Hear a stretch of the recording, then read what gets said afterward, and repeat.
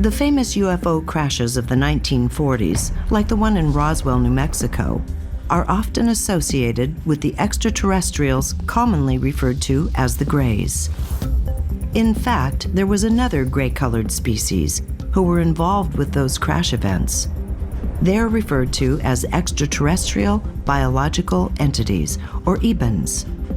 These incidents, while initially made public, underwent extreme measures from government and military officials to then cover them up.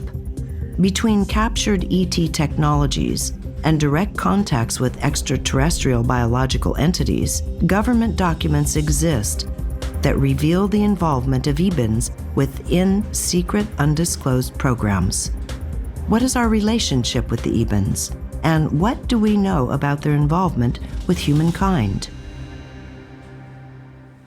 Greys are conscious beings who use sophisticated artificial bodies in an effort to optimize their own evolution and that of others. Part of their agenda with us is to correct decisions from an earlier version of themselves that they have long since outlived. What they are interested in is basically two things: different genetic profiles. And the second thing is that they are interested in the experiences that come along with being human. While there are several possible theories about the Greys and their agendas, perhaps the most important question to be raised is, can we trust them? I have talked with one man who worked in the Defense Intelligence Agency who told me, quote, "Linda, our government has proof that 3 competing extraterrestrial civilizations have been mixing and matching genes to create all kinds of life forms on this planet for at least 270 million years, before the time of the dinosaurs."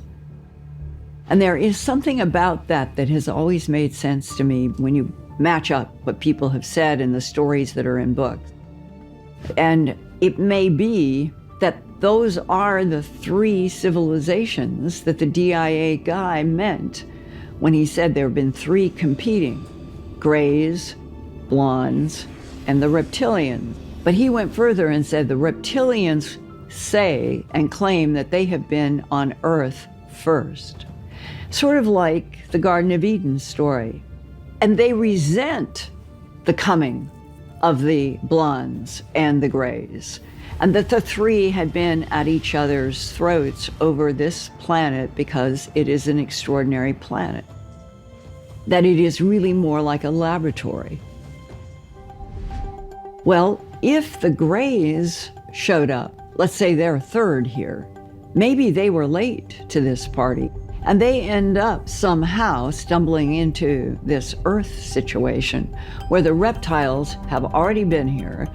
The blonde Nordics are newcomers to the planet. It may make sense then that when you get to the 20th and the 21st centuries, you do have a lot of military people who have had missions with these, who say they think that the Nordics want to help us because they want the reptilians out.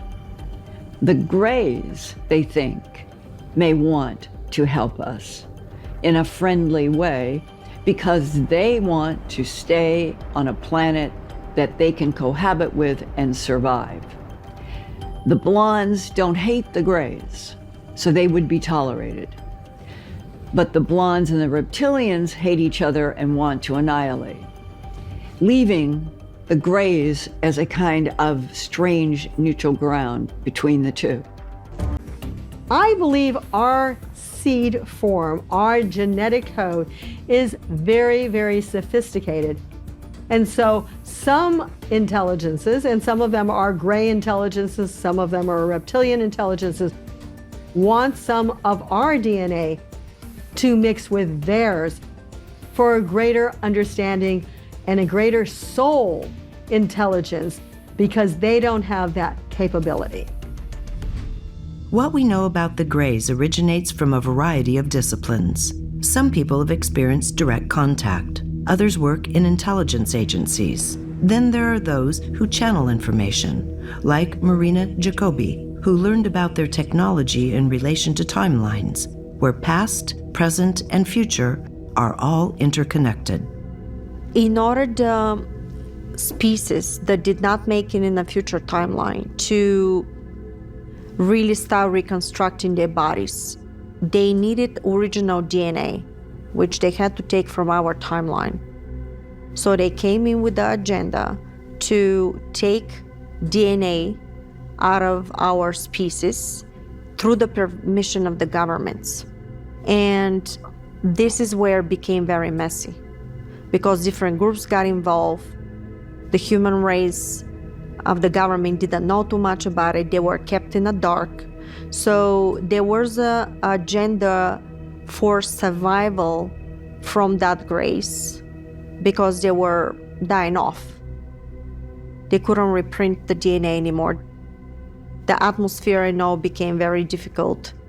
They end up using the technology to enhance their DNA, because the original human has the DNA that is the original blueprint from God consciousness itself.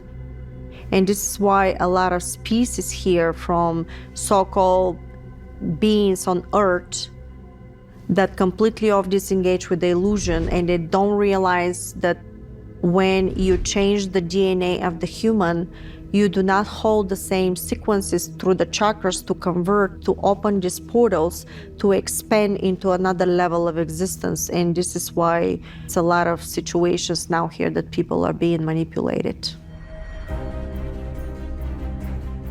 Whether extraterrestrial biological entities have been visiting us for thousands of years, as some experts suggest, or we've only had contact with them since the UFO crashes of New Mexico from the 1940s, evidence of their existence can no longer be denied. But the question before us remains: are the EBENs here to help humanity evolve? Or is there some other agenda? Either way, how will an open disclosure affect humankind as we look to the future, only to realize the EBENs and all the other species of the galactic family are looking back? We have to learn as we become pioneers in space, as we become the new Adams and Eves and go into other solar systems. We must be psychologically as well as zoologically prepared to handle the whole spectrum of life, to respect where we can, and communicate with the other life forms, understanding that ultimately it is the divine intelligence that provides the ways and the means, if necessary, to bring us from these situations of planetary as well as human change into new life. If we consider how far back reptilians and other extraterrestrials have been influencing humankind, the complexity of how that manifests makes it a challenge to truly grasp. As we look to the near future, will humanity have the strength to emerge as sovereign beings and overcome the limitations imposed on us since the dawn of our species?